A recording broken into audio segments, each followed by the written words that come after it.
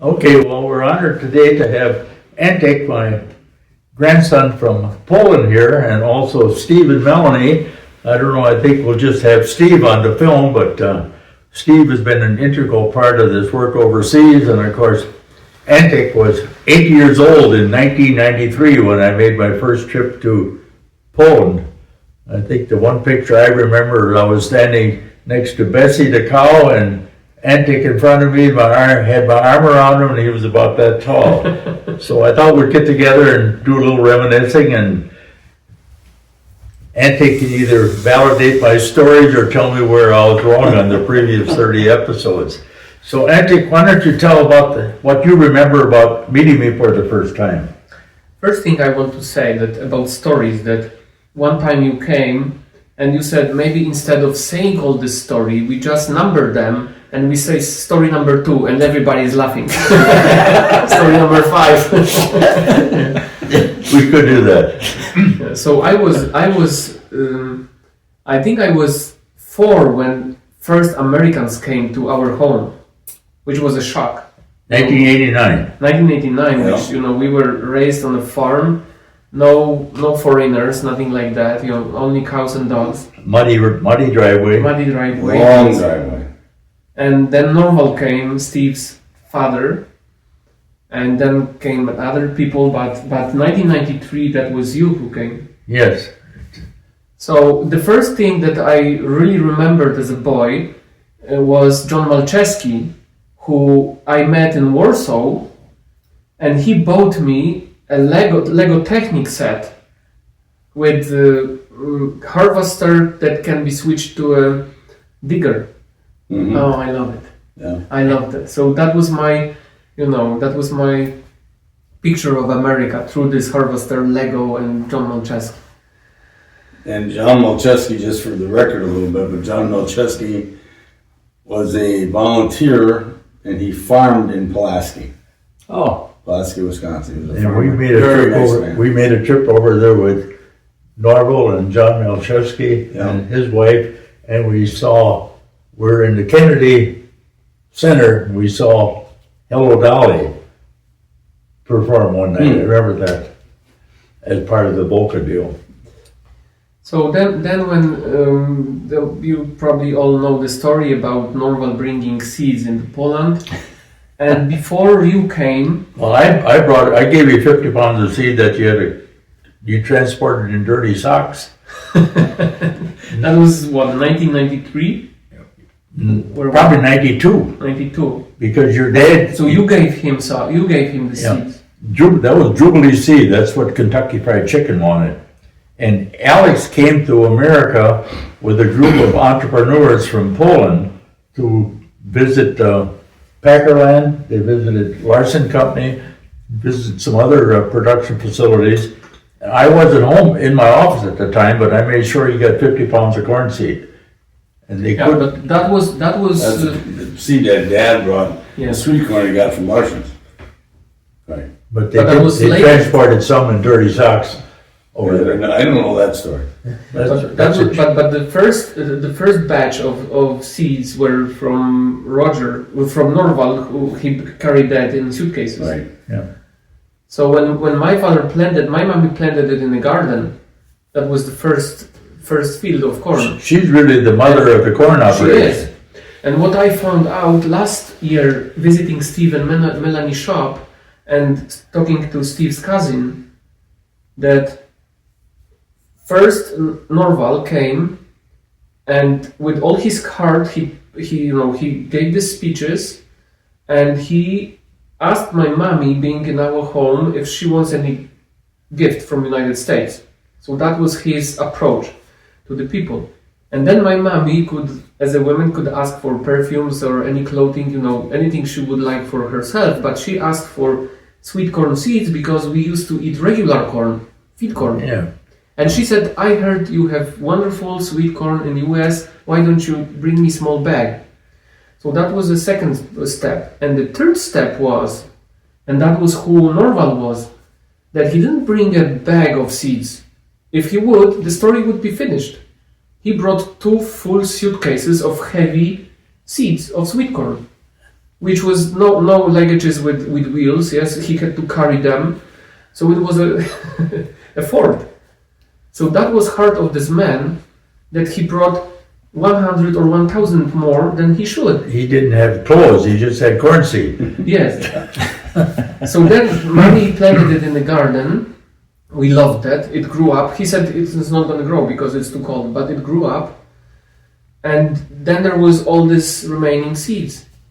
So my father planted some in our field. I remember this field. It was on when you were out from the home. It was on the right. It was a terrible field. It was terrible field. It was absolutely terrible. And I remember me and my family sitting in the barn. I remember this picture. I don't remember much, but I remember this. Sitting in the barn, we were husking leaves.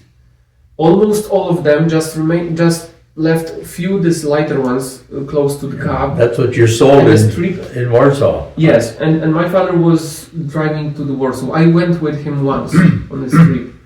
So we were husking these leaves and giving them to Jersey cow. Mm-hmm. She was just next to us and she loved it. That's about all you gave her for free to weed the cow. It did milk a lot. Enough to feed the family, though. And that's how it began. And then I think it was Norval who gave sign that KFC wants corn in Poland, have a domestic supplier. And when my father signed contract with them, he called Norval and he said, Norval, we need someone who will help me how to do this because I cannot do it. It was 50 tons, much more than we did 5. And the contract was for 50. And then because of your friendship with Norval, Yeah, he said to me, you really should go over to Poland. They really need you there. I said, well, I'll think about it. I want to spend some time traveling with my wife after I retired. I had to retire because that was the rules of the game. And then she died, and here I had no job and no wife and still a fair amount of ambition. And then I went to Washington to close up some business with AFI. I was president of AFI. And I said, I'll stop at the Boca office. And I stopped at the Boca office, and they picked up the phone and they dialed the number and they handed it to me, and I lip synced to them. I said, is this Poland? Yes, here I was talking to Karl Hammerdorfer in Poland. He said, please come over. That was August, that was 93. That was September. It was September 6th or something like that. I said, well, they said, you got a passport? I said, yes, I have a passport. Please go over there. I said, okay. So the 7th, I think it was the 17th of September, I was in the Boca office, and the 23rd, I was in Poland. And 23rd is a birthday. Yeah, and we had corn. My sister Gina. We had corn in the KFC restaurant, which opened August 17th. We had our first delivery there on Tuesday, it must have been the 24th or something like that. One more story. When my fourth sister, she was born on 20. Jeannie on 23rd. She was born on the same day Jenny was born. 23rd my wife. September. Yeah. 1991. Yeah. And when she was born, my grandmother, mother of my father, she said, it will all change with her birth. That she has some kind of prophecy that this child will bring a change. That's because my wife was born the same day. And 2 years after it, you came the same day. Yeah. Yeah, Jeannie. Jeannie, yes. Yeah. Which is my mother's name. Yep, right. She was named after. Right. After Gina. Well, anyhow, KFC opened up their restaurant August 17th, 1993, and they were using corn from Hungary. And I remember I went to the KFC buyer's office. I said, we had our first delivery. We delivered 1,100 cobs to KFC, and it really wasn't frozen. The corners of the cases were wet. We put it in this cold room with rabbits and chickens, but we had 1,100 cobs, and we had a bunch of fresh corn that we were delivering to the street corners in Warsaw. Yeah. Vendors. Your dad sold them for 35 cents a cob, And if they had corn left on Thursday after delivery on Tuesday, he would buy it back. I said, you can't buy that back. I said, they have to wash it out. And I said, you have to get rid of this because it's 1 month of the year where you can sell fresh corn. So we made that first delivery on Tuesday, and Thursday it was all gone. That was our second delivery. We delivered it with an old Zuck truck. They put a rebuilt engine in it the day before we left for Warsaw. The heating system was done that way that it was heated with exhaust. So they would come into the Yeah, cabin. and it was so cold. You never die of carbon monoxide because there was a hole that big in the floor. I put my briefcase over the hole, and then we made it. There was actually snow on the ground too. Oh, sure. I'm sure about. We delivered, and 2 days later it was all sold. I said to Alex, we got them now, we have to keep them. And he's kept that business Since today. Mhm. So today we are the exclusive supplier of KFC all over the Europe. So we supply every single KFC, of course through distributors, but so that's how it came up from this 100, from this 1100 colbs to That's right. 80 millions now. Wow. Remember that pile of corn on the floor in, Asking was by it hand. Jezerani? Is that where it was? Jeziorany, yes. Remember the names. And we had this big pile of corn, and I said, give me 20 women and 5 ton of corn and 2 steam kettles, and we'll make corn to come. That's quite something. I remember also you, I mean Norval, you two and Roger staying in this hotel in Olsztyn. It was a Novotel. When they stole my jeans, Yes. And for me as a child, it was like, unreachable. It was something, it was a sign of wealth, of big world. So I would be always impressed when we went to pick you up, that I would be there, sitting in the lobby. Everything was beautiful, everything was very new, and we were very poor. It's some pictures that I had from childhood. and your brother always wanted to bring me back because I think she wanted to get away from the family of kids for a while and talk to me. And so when I'm traveling over US and meeting some people from big businesses, and sometimes they invite for really nice places. So I still laugh at myself that I'm still this boy that was born in a home that there had no floor in some places, and now sitting all these exclusive places. dirt I floor have and fun all out of of it. it, but it keeps me somehow protected from being spoiled with it. Yeah. So First time we went to your house, we were kind of surprised as Americans. We walked into their house and they had no floor. Dirt It floor. was swept dirt floor. And we hadn't seen that before. So, Well, we have our good, they had hard clay. yeah, they had hard clean but swept. And they had a bucket full of hand churned or butter on the table. You churned your own butter from Yes, sure. Betsy the cow. We had a Jersey cow. It was. We loved that cow. If I have sentiment to any animal, I have sentiment to these cows. So if I ever go that crazy to have a cow, we will have a Jersey. And my mother would. We had a centrifuge, so it was machine that you would, do like this, and cream would go one place, and skimmed Milk separator. Milk separator, yes. And this cream we would put into a barrel with the system, and it was a hard work to rotate it, and that was a beautiful, very yellow butter that my mommy would freeze in the freezer. Yeah. And she made a cheesecake too from out of white cheese. Remember my first experience with Betsy? Your mother went to I called it Betsy, I don't know what the name was.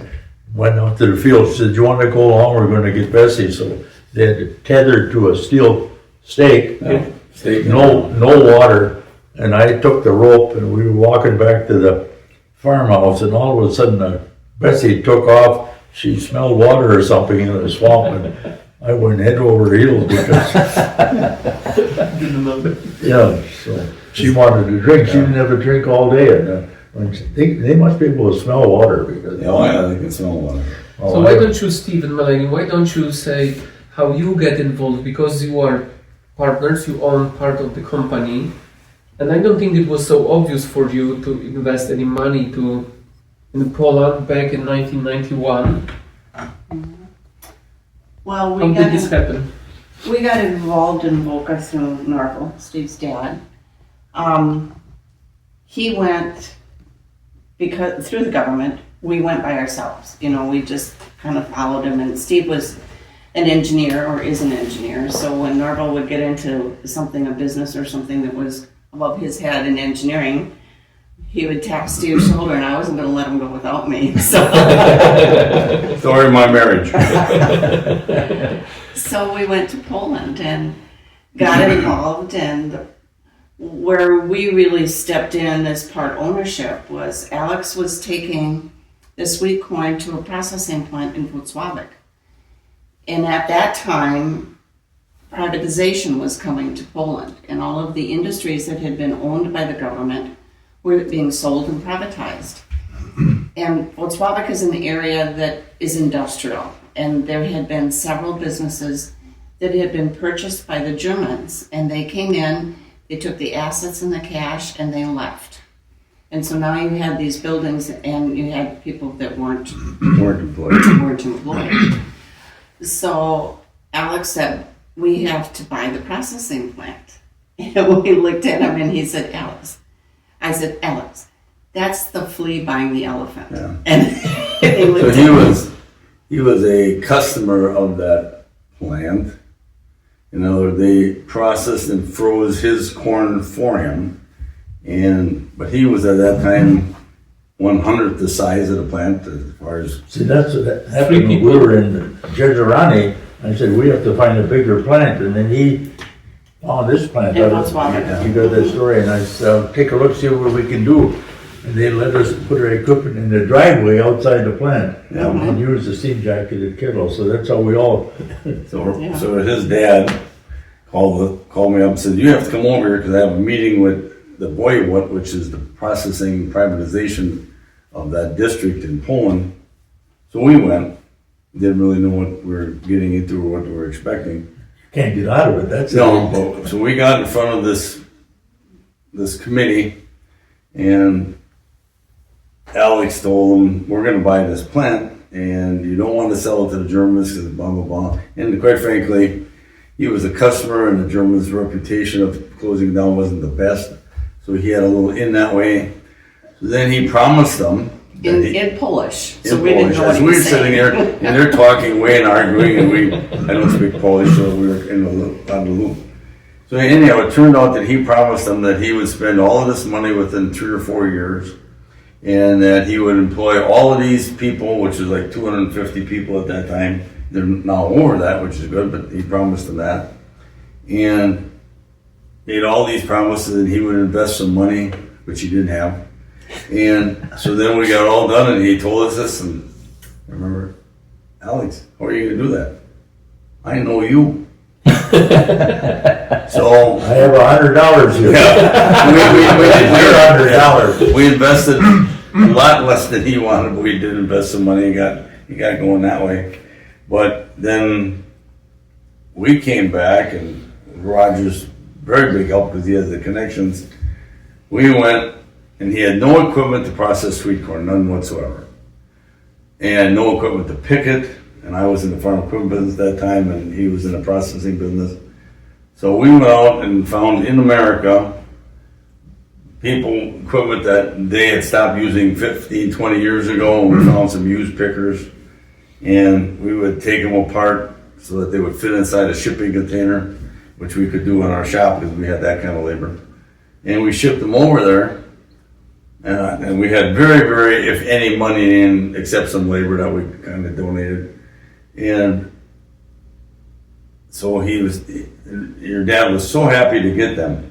And then we found out that this money that he promised he would invest, when our boneyard equipment got over there, they valued it at replacement new cost. And they had to pay VAT. Yeah, so he had all of this. Well, they gave him an exemption on that because he was a startup, and so that he paid off a lot of his debt basically for free. It was one heck of a deal, but that was his dad. He could work that, so, yeah. And they would argue in Polish, and we'd sit there and listen to them. I have no idea what they were saying. But it's been a joy. Yeah. We've enjoyed the relationship a lot. I also have to add here, they did a lot. I mean, on the processing part of sweet corn, I had knowledge because I was in it for 50 years. But you give them an idea, like I kept saying, you have to have an even feed in order to get any production. And next year I came in there and you bought this equipment from Hungary. It's a beautiful setup. From Slovakia, yes. Slovakia, but that made all the difference in your production. Absolutely. That I kept saying, equalized our you got a uniform input. feed, but you were stop and start, and start. Well, I think the impression that I always came away with, and as an American, but we would go there, and right after the Communist Revolution, 1989 and a half, Yeah. there was no question that they were far behind the United States. Why we ever worried about Russia in the Cold War, I'm not so sure, because when you went over there, you thought, geez, they're way behind. And that was true. But as a farm boy myself, but you also went there and you watched them, and they looked like us, if you will, but they were worked harder.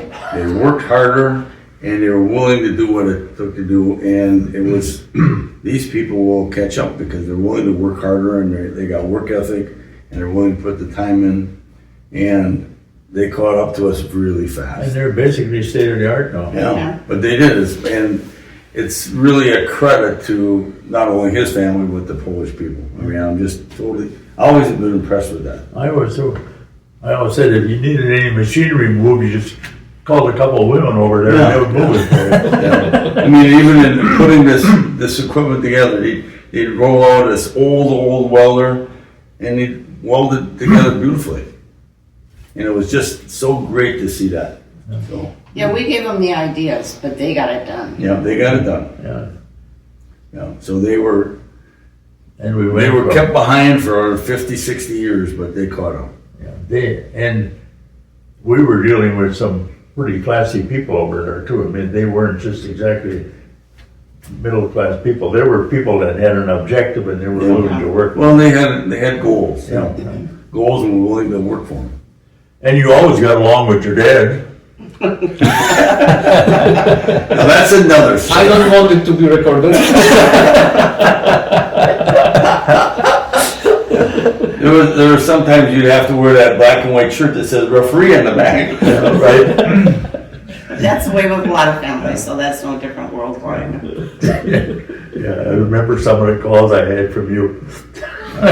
Did you say the story about meeting us, Igor? That our families, that my family used to give.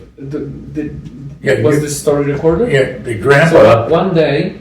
Go ahead. Yeah. So one day Roger called my father. I think it was early 2000s. And he said, Alex, there are some people in Ukraine who they are at the same stage that you were in 1991, and you have some used equipment that you don't use anymore, and why don't you give them this equipment and they give you the company? So I think that how company started is recorded, yes, but my father asked Roger, where is it? He said, you sure, let's do it, but where is it? And Roger said, this is Western Ukraine, and my father kept questioning, and he found out that Igor, friend of Roger, who Roger started to help to, is farming on the land that belonged to my family before Second World War, which was, I mean, such a coincidence that you cannot imagine. And that's when I got a call from your dad. He said, we got a big problem. I said, what's the problem? He said, I called Igor and said, where have you got your corn planted? Panvika or whatever it was. He said, yes, how did you know? He said, Roger told me. I said, Alex, I didn't know where that corn was planted. Why did you say that? He said, well, that's all I could think of so quick. Mm-hmm. I said, well, what's the deal? He said, well, that's land that my grandfather owned, and now Igor's gonna think that I'm trying to get my grandpa's land back. What do? I said, tell him the truth, you both laugh about it and you go on. So he told them, and they laughed about it, but what a coincidence, and there was no connection between Igor and your No. dad. I just No. happened to fall into that. No, we just lost that completely, and you know. Great people. The Ukrainians are great people. Oh, man, they were great, and they're actually a viable business. Yeah. Yeah, they're doing quite well, aren't they? Well, they're good business people. Yeah. They do very well. And Greg is his helper, his right-hand man, great guy. Agree? Yeah. So the first time we went there was right after, I think, the second trip your dad made. And two stories I'd like to tell. So we go to this factory, and outside of this small town, industrial section, hadn't seen paint under communists for 60 years. I mean, it was looked probably worse than it was, but it didn't look very good. So we go into this factory, and when we were there that day, they were taking dried peas, putting them in water, hydrating them, and then putting them in glass jars. With some extraneous dirt. along Yeah, with with they never cleaned the glass jars. I mean, it was, you looked at, really, and so my wife asked them, well, who do you sell this to? Russian Army. And we look at that, and that's when we were, the Russian Army in those days was pretty powerful. I can see that pile of peas on the floor yet. Yeah. So we said, really? You're selling the Russian Army? Yep. And at that time, remember, the Russian Army was probably not paying all their bills. And so I said, well, how do you sell it to them? I get paid before I ship the peas. This Ukrainian, I get paid before I ship the peas to the Russian Army. And he says, I don't trust them, I get paid first. So I said, well, that's really good business practice. But I said, how do they know that you'll ship the peas? Well, because I tell them, have to. I said, but how do they know that you'll ship the peas? I have to ship the peas. And he wasn't answering my question, so I asked him the third time. He said, how do they know that you will ship the peas? They have all the tanks. So I learned then accounts receivable a new way. So we it got to be dark, and we walked out of the plant on the side street, and we look up and down, and the owner of the plant said, we have a problem. And there was 2 police cars on the, let's call it the north side of the street, and 2 on the south side of the street, and blocking off the road that we were on both ends. 2 police cars on each side. So he said, the Ukrainian said, I've never seen this before. I don't know what's going on. So I thought, well, we're going to get shaken down here a little bit. So the owner walked up with your dad, and he walked up and talked to the chief of police, who was one of them, and he knew who it was, talked to him, and they came back. We have a problem. So we're in Ukraine, and this is not a good deal. We're having a problem. And so what is the problem? Well, they say they've been protecting you while they're here because they were afraid, being Americans, that you needed protection. So they've been protecting you while we were inside the plant. From you. Yeah, from who, I don't know, but they were protecting us. So I looked at him and I says, okay, so tell me the bad news. How much do they want? Well, it's a lot of money. I says, well, how much do they want? Well, they want $5 and I don't have it. So I told him, I says, my wife's worked out, I'll give you the $5.